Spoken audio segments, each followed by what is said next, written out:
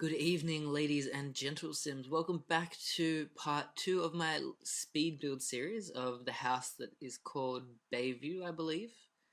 Um, we're just starting off here with the interior. Actually, this episode is all just going to be the interior of the downstairs, and the next episode will be just the upstairs of the house. It's broken up into three bits, even though it's sped up 8 times because I'm such a slow builder. Like, if you think these bits take long enough as it is, this is sped up 8 times. So when you see me screwing around with like one particular color for a minute, that's in real life, that's like 8 minutes of me doing that. So yeah. I wish I could slow it down more, but it would be literally impossible. I'd have to break it into about 6 parts. Like originally I had it going at 4 times speed, which I thought was reasonable, and it still went for like an hour and a half, and I was like, oh, this is ridiculous. All up, like the whole footage went for like 6 hours, I think. Like all of the individual recordings I did. I didn't do this in one sitting, so I came back to it a couple of times, but all up, it took me a long time to do. Um, so yeah, just there, what I did was I lowered the roof tile by one, just temporarily, because I had taken a section away from the outside of the fireplace. And when you do that, it can leave like a little chunk missing out of the fireplace. And to fix that, what you can do is just lower the roof and then move the top piece of the fireplace down and then flatten the roof up again, and the piece of the fireplace will stay where it's meant to be instead of being floating half a step in the air.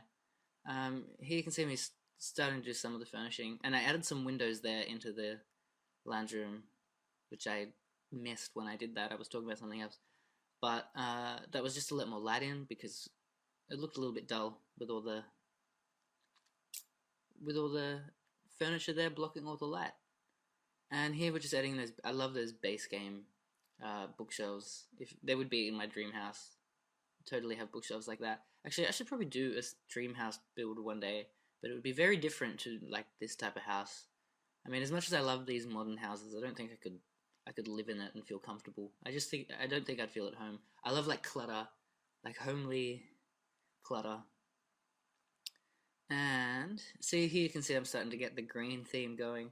I changed the colors up a little bit. That ottoman thing there, I don't know what you'd call it. The footstool thing doesn't stay so obnoxiously green. And yeah, so this bit here took me like, we're already what, like 3 minutes in, and all I've done is the lounge room so far. So what's that in real time? 4 times that. That's 12 minutes just doing that. Oh no, not 4 times, it's 8 times speed. So it's 24 minutes just doing this so far in real life. Good maths, Archie, good maths. I wasn't off with my maths, I just had the wrong number. So now I'm just deciding what to put. I think I end up leaving that artwork above the fireplace there that matches the green with the rest of the room. And I use blinds in this house, which is something that I don't necessarily always do. I don't always use blinds, but I figured because this house is so much glass that it's kind of necessary in some instances to have blinds. And I actually really like them. I didn't use any curtains. I just use different kinds of blinds throughout the house, and not in all rooms, just in some. And I think it adds like an extra detailed touch that makes it look more realistic. Because in real life, you wouldn't not have blinds on those windows. Like, there's no way you would just have them open for the world to see. And here I think I'm going to do the dining room, adding in some of those bug lights to help lighten everything up. I mess around with the idea of using an octagonal table by using 4 different tables or 3 different tables, but I decided against it and just went with, I forget what table it is. I think it came with the store, if memory serves me correct. I think it was like a Japanese set, maybe like the teppanyaki one. I don't remember. I'm pretty sure it was Japanese inspired from the set that I got.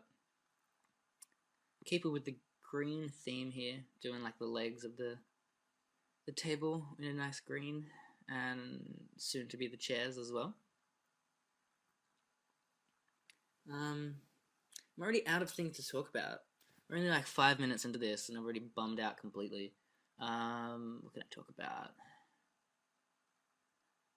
It's gonna be hard in The Sims 4 not having cast, because I didn't mean cast with a T. Create a style tool, because I rely so heavily on recoloring everything in my houses.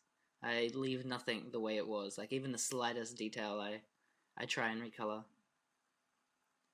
Do I leave these chairs? I think I do. I think I leave these chairs here. They came with what's it called? Lucky Palms, if I remember. I really like those chairs, and not necessarily as dining chairs either. They look really good as like study nook chairs. Here we're doing the kitchen. I went with kind of like an industrial theme with that corrugated iron um, on the back there. It's kind of like a splashback, and you can see there. We can't really see it right now, but you'll be able to see it in a second. That I used three of those base game pillars just to act as a kind of like a faux wall, a faux feature wall next to the benches there. And I just did that by using move objects on and holding down the Alt key, and I could just place those pillars wherever these things here that I'm about to make red to make it kind of look like a fake wall. I seem to do that a lot recently in houses, dividing up places with pillars. And I also did the bench cutaway trick where by well, it's kind of hard to explain. Basically, you just put down the bench and then you put something that would fit into the bench, like the dishwasher or the trash compactor. And then with testing sheets enabled, you hold down Control Shift and click on the whatever the appliance was, and then delete it, and it will leave the top of the bench, but will delete all the underneath of it. So I did that a couple of times. I think I used that in the bathroom as well. And just the little kitchen, what do you call it? I forget what you call it, like breakfast area. That's the word I was looking for. The little breakfast area here, and I think I place a plant in the middle of that table at some point, which is a really cool idea that I think I stole from Deligracy, which I happen to be saying a lot that I steal my designing tricks from Deligracy. Adding in some more plants. I always do, like, if there's a corner, I just chuck a bunch of plants in there. It makes it look more homely, you know? I just, yeah, sit them as close together as I possibly can. Oh, I think I recenter that rug at some point too, because it's not right under the table, and it's annoying me. Now I'm just trying to, like, find modern-y kitchen things, but it's really difficult. I use that what's it called, utensil holder there, but I just turned the rooster to the back of the wall so you couldn't really tell it was there. Half of this stuff goes. I'm just, picking out stuff out of the thing to see if I'll use it. Because I hate having to reload miscellaneous decor objects, because I have so much stuff with all the store stuff and the expansion stuff that I try to just open that as little as possible and just get everything out that I need. Just doing more little decor things. I don't know. Yeah, half of this stuff doesn't stay. Those jars there definitely don't stay. There's that plant in the table I was talking about. It fits perfectly and it looks really cool, actually. I think now we're going to do the hallway.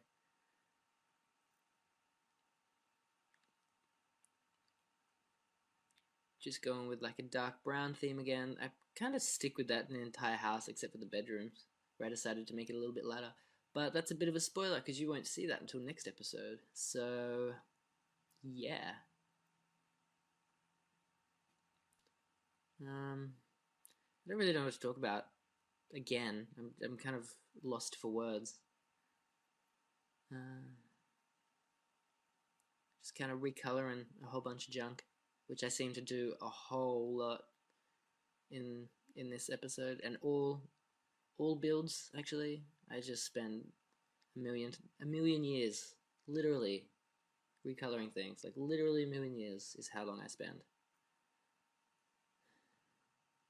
I actually don't really like the how the entrance turned out in the end. I don't know. It was hard to make it work really without making it look, I don't know, weird. I was gonna put a rug in there, but I thought it would look off on the tiles, so I just left it. And then just spend a million years trying to place things. Again, a million years. That's 2 million years. A million years recoloring things and a million years replacing them. I don't know what I'm doing with that bench there. And these shelves don't stay either. I was like, what am I going to do with that many shelves? Like, there's only so many things you can place on shelves in The Sims. So there's no point in keeping them there. Oh, you see me do that thing again where I put the fridges in there and disappear them. Here I'm trying to line up a shelf so I can put more stuff on there. But again, I don't know why I do that, because there's only so much stuff I could put on that shelf. Like, I couldn't find enough things to clutter it. I'm trying to make a theme for this kind of entranceway, but it was hard because there's nothing to recolor that wasn't just wood. You know, all there was that chair, which I make a blue color, which I don't really keep that as the... I guess I kind of do. I add a blue plant any second now. I don't keep that there. I put that outside. That's really cool. And I add some blue pot plant. Oh, maybe I change it later. Well, eventually there'll be a blue pot plant there. But now I don't know what I'm doing. Just adding some more decorations. I always struggle with trying to clutter shelves as much as I would like to in many situations. There it is. There's that blue pot plant that I was talking about. And that fish, I don't know if it stays either.